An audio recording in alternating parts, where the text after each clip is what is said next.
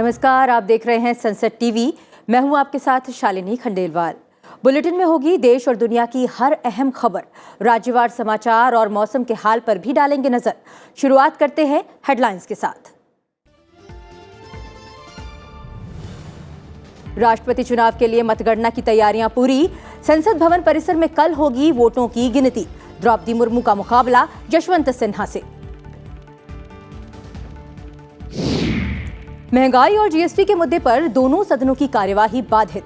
व्यवधान पर लोकसभा अध्यक्ष ने जताई सख्त नाराजगी। राज्यसभा में अवरोध की भेंट चढ़ा प्रश्नकाल और शून्यकाल। भारत के कोविड टीकाकरण अभियान की गति और पैमाना वृहद। रिकॉर्ड 200 करोड़ से अधिक खुराक दिए जाने पर प्रधानमंत्री ने की टीकाकर्मियों की सराहना। कोविड के खिलाफ लड़ाई में उत्कृष्ट उपलब्धि। उत्तराखंड में बारिश का रेड अलर्ट। राजस्थान के कई जिलों में भारी वर्षा की चेतावनी। दिल्ली एनसीआर में झमाझम बारिश से 7 विमानों का बदला रास्ता। 40 उड़ानों में हुई देरी। और रानिल विक्रमसिंघे श्रीलंका के नए राष्ट्रपति निर्वाचित। 225 सदस्यीय सदन में हासिल किए 134 मत। भारत का श्रीलंका को समर्थन का भरोसा।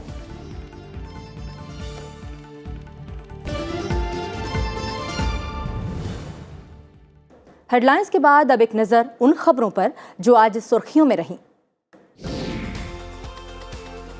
संसद भवन परिसर में लोकसभा अध्यक्ष की मंजूरी के बिना पर्चा या मुद्रित सामग्रियों का वितरण नहीं किया जाना चाहिए। लोकसभा सचिवालय ने बुलेटिन जारी किया है। प्रवर्तन निदेशालय ने मनी लॉन्ड्रिंग मामले में शिवसेना सांसद संजय राउत को समन जारी किया है। ईडी ने उन्हें 27 जुलाई को पेश होने के लिए कहा है। दिल्ली हाईकोर्ट सशस्त्र बलों में भर्ती संबंधी केंद्र की अग्निपथ योजना के खिलाफ दायर सभी याचिकाओं पर 25 अगस्त को करेगा सुनवाई। मद्रास हाईकोर्ट ने डीआरओ कार्यवाही को खारिज करते हुए के पलानीस्वामी समूह को पार्टी कार्यालय की चाबियां सौंपने का निर्देश दिया। हाईकोर्ट ने ऑल्ट न्यूज के सह संस्थापक मोहम्मद जुबैर के कथित अपमानजनक ट्वीट को लेकर उत्तर प्रदेश में दर्ज सभी मामलों में जमानत मंजूर की। केरल सरकार ने मंकीपॉक्स को लेकर एसओपी जारी की है। राज्य में अब तक मंकीपॉक्स के 2 मामले सामने आए हैं। बीते 24 घंटों में कोविड के 20,557 नए मामले सामने आए हैं। दैनिक संक्रमण दर 4.13%, जबकि साप्ताहिक संक्रमण दर 4.64% है। राष्ट्रपति व्लादिमीर पुतिन ईरान की यात्रा पर हैं, जहां उन्हें यूक्रेन पर रूस के आक्रमण के कदम पर पुरजोर समर्थन मिला। अमेरिकी प्रतिनिधि सभा ने समलैंगिक और अंतरनस्लीय विवाह को सुरक्षा देने वाले एक विधेयक को ध्वनिमत से पारित कर दिया। टीम इंडिया अगले महीने वनडे श्रृंखला के लिए जिम्बाब्वे का दौरा करेगी। दोनों टीमों के बीच 3 वनडे मैच खेले जाएंगे।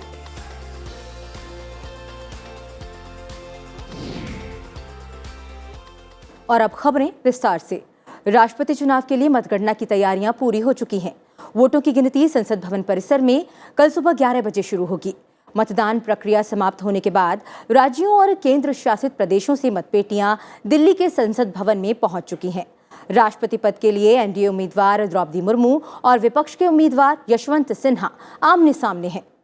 देश के नए राष्ट्रपति के चुनाव के लिए संसद भवन और राज्य विधानसभाओं में तय जगहों पर 18 जुलाई को मतदान हुआ था। निवर्तमान राष्ट्रपति रामनाथ कोविंद का कार्यकाल 24 जुलाई को समाप्त हो रहा है। इस पर ज्यादा जानकारी के लिए चलते हैं हमारे संवाददाता अखिलेश सुमन के पास। अखिलेश, राष्ट्रपति चुनाव के लिए कल वोटों की गिनती होगी, इसके लिए क्या कुछ खास तैयारियां की गई हैं? देखिए शालिनी, बहुत ही खास तैयारी है, इसलिए कि ये राष्ट्रपति जो देश का उच्चतम नागरिक होता है, देश का प्रथम नागरिक होता है और सबसे सर्वोच्च कह सकते हैं कि राजनीतिक पद होता है वो, तो इस हिसाब से बहुत ही महत्वपूर्ण ये चुनाव होता है। और इसलिए यहाँ पे जो संसद भवन का जो प्रथम तल है उसके कमरा नंबर 63 में मतगणना शुरू होगा कल 11 बजे दिन में। और उसके बाद मतगणना जो 4,796 मतों की गिनती होनी है, इसमें कि जो सांसद हैं दोनों सदनों के, राज्यसभा और लोकसभा के 771 सांसद हैं और 4,025 सांसद हैं जो विभिन्न राज्यों के विधायक हैं। तो इन सारे मतों की गिनती होगी और चूंकि जो विधायकों के मतों का मूल्य जो है अलग अलग होता है, इसलिए थोड़ी सी देर लगती है इसमें। लेकिन जब मतगणना की प्रक्रिया पूरी हो जाएगी, उसके बाद जो राज्यसभा के महासचिव हैं वो रिटर्निंग ऑफिसर होते हैं और वो इसका सर्टिफिकेट लेके जाएंगे जो राष्ट्रपति पद के उम्मीदवार हैं और जो जीतेगा उसके पास जाएंगे। और ये संभावना इस बात की भी होती है कि उनके साथ एक उच्च प्रतिनिधि मंडल भी जाता है और जो उनको जाके सर्टिफिकेट सौंपता है। तो यही प्रक्रिया है कल दिन भर की। उसके बाद जो जानती है आपकी 25 तारीख को जो नए राष्ट्रपति होंगे उनका शपथ ग्रहण समारोह होगा। तो कल निश्चित तौर पे बहुत ही महत्वपूर्ण समय है शालिनी, और इसलिए सारी व्यवस्थाएं जो है पूरी तरह से चाक चौबंद कर ली गई हैं। धन्यवाद अखिलेश इस जानकारी के लिए। और कल की स्थिति पर संसद टीवी लगातार नजर बनाए रखेगा। बढ़ते हैं आगे और बात करते हैं मॉनसून सत्र की। मॉनसून सत्र में लगातार तीसरे दिन लोकसभा की कार्यवाही विपक्षी सदस्यों की तरफ से पैदा अवरोध की भेंट चढ़ गई। कांग्रेस, डीएमके समेत कुछ विपक्षी दलों के सदस्यों ने महंगाई और जीएसटी जैसे मुद्दों पर चर्चा की मांग को लेकर सदन में गतिरोध पैदा किया, जिसके चलते सदन की कार्यवाही कई बार स्थगित करनी पड़ी। गतिरोध के बीच ही प्रश्नकाल के दौरान कुछ सदस्यों ने प्रश्न पूछे और संबंधित मंत्रियों ने जवाब भी दिए। शाम 4 बजे कार्यवाही शुरू होने पर शून्यकाल के दौरान 3 सदस्यों ने अपने अपने विषय भी उठाए, लेकिन गतिरोध जारी रहने पर सदन की कार्यवाही दिन भर के लिए स्थगित करनी पड़ी। महंगाई समेत कुछ अन्य मुद्दों पर कांग्रेस और विपक्षी दलों के सदस्यों के अवरोध की वजह से राज्यसभा की कार्यवाही दिन भर के लिए स्थगित कर दी गई।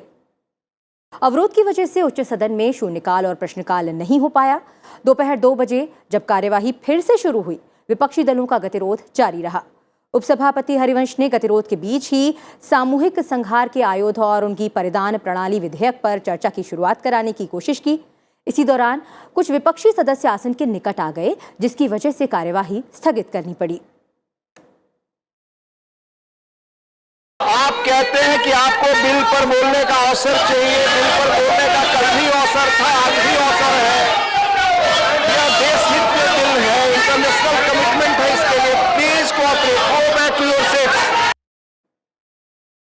इससे पहले सदन की कार्यवाही आरंभ होने पर मनोनीत सदस्य और प्रख्यात एथलीट पीटी उषा ने राज्यसभा की सदस्यता की शपथ ली।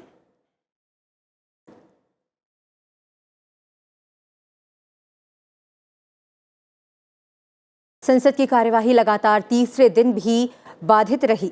सत्ता पक्ष और विपक्ष इस गतिरोध को लेकर आमने सामने हैं। कि अब स्पर्धा हुई भी है कि कौन सदन नहीं चलने देगा, और उसका हम सब ने दृश्य देश के सामने 3 दिन से देखा कि कांग्रेस भाग रही है इस डिबेट से। कांग्रेस नहीं चाहती है कि बातचीत हो, क्योंकि उनका पर्दाफाश होगा कि उनके मंत्री साथ में बैठ के निर्णय लेते हैं, जो माननीय निर्मला सीतारमण जी ने कल पूरे स्पष्टता की है कि जीएसटी काउंसिल का निर्णय है। गुड़, आटा, मुरमुरा, हॉस्पिटल बेड, चमड़े के उत्पादन, एलईडीज, ये सारी चीजों पे उन्होंने बढ़ाया है। तो ये बहुत बड़ा मुद्दा देश के लिए है। इसीलिए हम सदन में इसकी चर्चा 267 रूल्स के तहत चाहते हैं। प्रधानमंत्री नरेंद्र मोदी ने देश में कोविड-19 निरोधी टीकों की 200 करोड़ से अधिक खुराक दिए जाने की उपलब्धि पर पत्र लिखकर सभी टीकाकर्मियों के योगदान की सराहना की है। पत्र में प्रधानमंत्री ने कहा कि आने वाली पीढ़ियों को वैश्विक महामारी के प्रकोप के बाद संकट के समय में अपने संकल्प को पूरा करने में भारत की उपलब्धि पर गर्व होगा। उन्होंने कहा कि ये देश के लिए एक यादगार दिन बना, क्योंकि इस दिन हमने टीके की 200 करोड़ खुराक लगाने के लक्ष्य को हासिल कर लिया। ये कोविड-19 के खिलाफ हमारी लड़ाई में एक उत्कृष्ट उपलब्धि है। देश की 98% वयस्क आबादी को कोविड-19 निरोधी टीके की कम से कम 1 खुराक लग चुकी है, जबकि 90% आबादी का पूर्ण टीकाकरण हो चुका है। इसके अलावा 15 साल से 18 साल की उम्र के 82% किशोरों को 3 जनवरी से उनके लिए टीकाकरण शुरू होने के बाद से टीके की पहली खुराक, जबकि 68% को दोनों खुराक मिल चुकी हैं। 12 साल से 14 साल के आयु वर्ग में 81% बच्चों को पहली खुराक लग चुकी है, जबकि 56% का पूर्ण टीकाकरण हो गया है। सरकार ने अंतर्राष्ट्रीय स्तर पर कीमतों में कमी आने पर पेट्रोल, डीजल, जेट ईंधन और कच्चे तेल पर लगने वाले करों में कटौती की। वित्त मंत्रालय की अधिसूचना में ये जानकारी दी गई है। अधिसूचना के मुताबिक पेट्रोल के निर्यात पर 6 रुपए प्रति लीटर कर में कमी की गई। वहीं जेट ईंधन को भी 6 रुपए प्रति लीटर से घटाकर 4 रुपए प्रति लीटर किया गया है। डीजल पर कर को 13 रुपए प्रति लीटर से घटाकर 11 रुपए प्रति लीटर किया गया है। घरेलू कच्चे तेल उत्पाद पर 23,250 रुपए अतिरिक्त कर को घटाकर 17,000 रुपए प्रति टन किया गया है। भारत ने 1952 में विलुप्त घोषित किए जा चुके चीतों को देश में लाने के लिए नामीबिया के साथ एक MOU पर हस्ताक्षर किए हैं। विदेश मंत्री डॉक्टर एस जयशंकर और केंद्रीय पर्यावरण मंत्री भूपेंद्र यादव की मौजूदगी में करार पर हस्ताक्षर किए गए। अगस्त में नामीबिया से 8 चीतों को भारत लाया जाएगा, जिसमें 4 नर और 4 मादा चीते होंगे। दुनिया के सबसे तेज दौड़ने वाले पशु चीतों को मध्य प्रदेश के श्योपुर जिले में स्थित कुनो पालपुर राष्ट्रीय उद्यान में रखा जाएगा। चीते भारत से पूरी तरह विलुप्त हो चुके हैं। इसका मुख्य कारण अधिक शिकार किया जाना और रहने के लिए जगह का न होना बताया जाता है। आखिरी बार 1948 में छत्तीसगढ़ के कोरिया जिले के साल वनों में एक मृत चीता पाया गया था। गौरतलब है कि दुनिया में चीतों की सबसे अधिक आबादी नामीबिया में है। केंद्रीय मंत्रिमंडल ने भारत और मालदीव के बीच न्यायिक क्षेत्र में सहयोग के लिए MOU पर हस्ताक्षर को मंजूरी दे दी है। प्रधानमंत्री नरेंद्र मोदी की अध्यक्षता में हुई मंत्रिमंडल की बैठक में भारत और मालदीव के न्यायिक सेवा आयोग के बीच न्यायिक सहयोग के लिए एक समझौता ज्ञापन पर हस्ताक्षर करने को मंजूरी दे दी गई। फिलहाल रुक रहे हैं एक छोटे से ब्रेक के लिए। ब्रेक के बाद देश के तमाम राज्यों से जुड़े महत्वपूर्ण समाचार और अंतर्राष्ट्रीय खबरों पर भी डालेंगे नजर। आप बने रहिए हमारे साथ।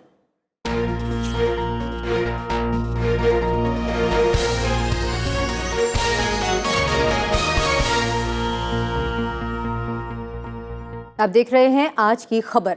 बढ़ते हैं आगे और बात करते हैं राज्यों से जुड़ी हुई खबरों की।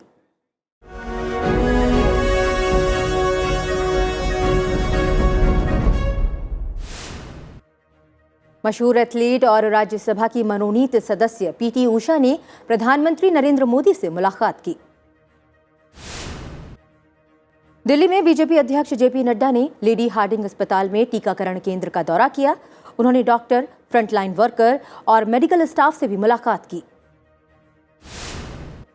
उत्तराखंड के मुख्यमंत्री पुष्कर सिंह धामी ने कांवड़ यात्रा का हवाई सर्वेक्षण किया। उन्होंने कांवड़ियों के स्वागत कार्यक्रम में भी हिस्सा लिया। त्रिपुरा के मुख्यमंत्री माणिक साहा ने अगरतला के IGM अस्पताल में ऑक्सीजन प्लांट का उद्घाटन किया। शिवसेना संकट पर सुप्रीम कोर्ट में आज सुनवाई हुई। अदालत ने दोनों पक्षों से हलफनामा दाखिल करने के लिए कहा। मामले में अगली सुनवाई 1 अगस्त को होगी। सिद्धू मूसेवाला हत्याकांड में शामिल गैंगस्टर जगरूप सिंह रूपा और मनप्रीत सिंह अमृतसर के भकना गांव में हुई मुठभेड़ में मारे गए। दोनों इस मामले में फरार थे। आयकर विभाग ने तमिलनाडु के मदुरई में अवनियापुरम के ग्लैडवे हाउसिंग और अन्नाई भारत हाउसिंग कंपनियों से संबंधित 10 से अधिक स्थानों पर छापेमारी की। ITBP के एक अधिकारी ने लद्दाख में 18,000 फीट की ऊंचाई पर बर्फ और शून्य के तापमान में सूर्य नमस्कार का अभ्यास किया।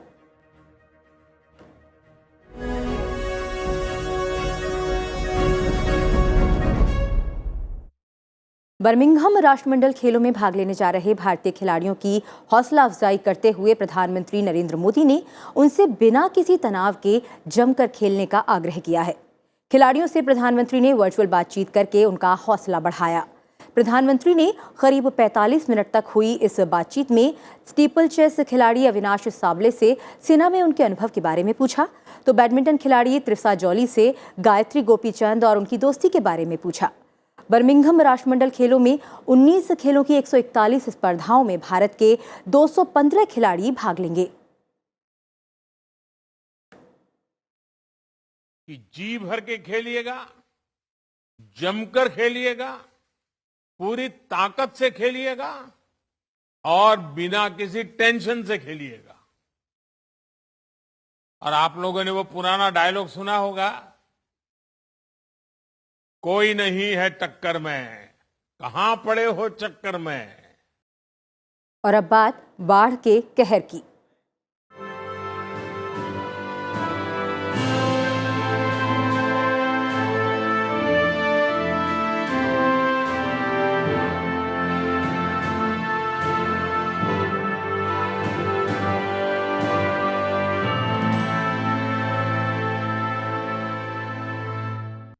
दिल्ली एनसीआर में हुई भारी बारिश की वजह से दिल्ली हवाई अड्डे की ओर आ रहे कम से कम 7 विमानों का रास्ता बदला गया, जबकि करीब 40 उड़ानें विलंब से रवाना हुई।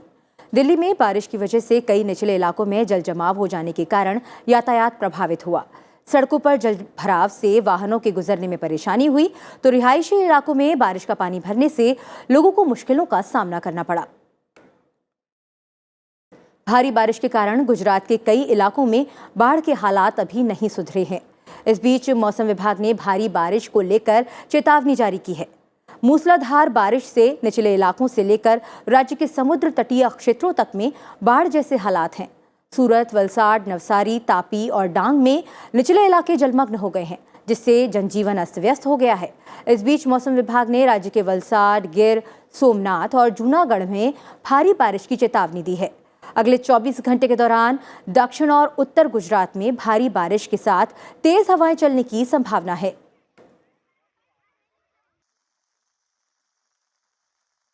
वहीं राजस्थान की बात करें तो राजस्थान के कई स्थानों पर बीते 24 घंटों के दौरान हल्की से मध्यम दर्जे की बारिश दर्ज की गई। मौसम विभाग ने आने वाले 24 घंटों में भी कई स्थानों पर भारी बारिश की चेतावनी जारी की है। अलवर, भरतपुर, दौसा, धौलपुर, करौली, बीकानेर और हनुमानगढ़ जिले में भारी बारिश के पूर्वानुमान के मद्देनजर येलो अलर्ट जारी किया गया है। उत्तराखंड में भारी बारिश का सिलसिला जारी है। इस बीच चमोली में बादल फटने की वजह से हेमकुंड यात्रा को रोक दिया गया है। प्रदेश में भारी बारिश को लेकर जारी रेड अलर्ट के मुताबिक भारी बारिश हो रही है, जिससे जनजीवन अस्त व्यस्त हो गया है। बारिश के बाद नदी नाले उफान पर हैं। वहीं ऋषिकेश बद्रीनाथ हाईवे पर रुद्रप्रयाग से 6 किलोमीटर दूर नारकोटा के पास निर्माणाधीन पुल गिरने से आधा दर्जन से ज्यादा मजदूर घायल हो गए। मौसम विभाग द्वारा जारी भारी बारिश के अलर्ट के बीच मुख्यमंत्री पुष्कर सिंह धामी ने आपदा प्रबंधन अधिकारियों के साथ समीक्षा बैठक की और अधिकारियों को अलर्ट रहने के निर्देश दिए। जम्मू कश्मीर के डोडा जिले में बादल फटने से अचानक आई बाढ़ में एक स्कूल की इमारत समेत 13 ढांचे बह गए और कम से कम 20 अन्य ढांचे आंशिक रूप से क्षतिग्रस्त हुए हैं। इस बीच जिला प्रशासन ने खराब मौसम के मद्देनजर परामर्श जारी किया है। चेनाब में जलस्तर बढ़ने के बाद लोगों को अलर्ट कर दिया गया है। यहां चेनाब और उसकी सहायक नदियों में बाढ़ आने की आशंका है। और अब खबरें अंतर्राष्ट्रीय जगत से।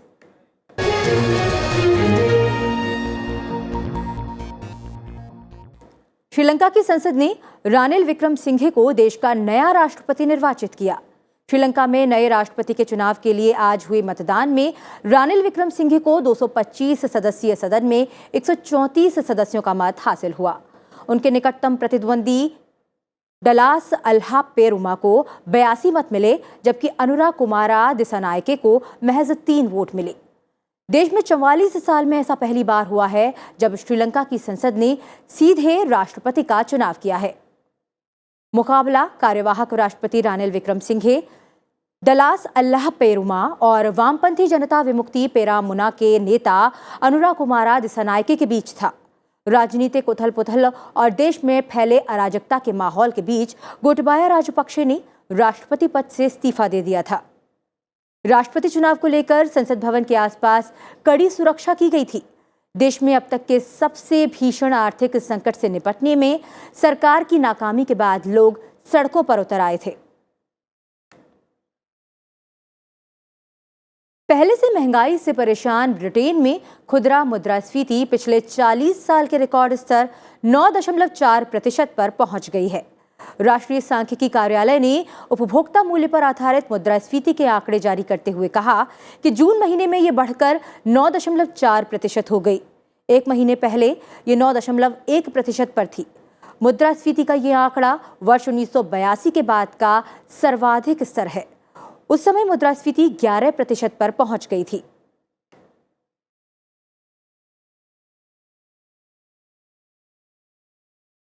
बुलेटिन में फिलहाल इतना ही। चलते चलते आपको छोड़ जाते हैं चिली के वालपराइसो खाड़ी की तस्वीरों के साथ, जहां दर्जनों रिसो डॉल्फिन दिखाई दिए हैं। मुझे दीजिए इजाजत। नमस्कार।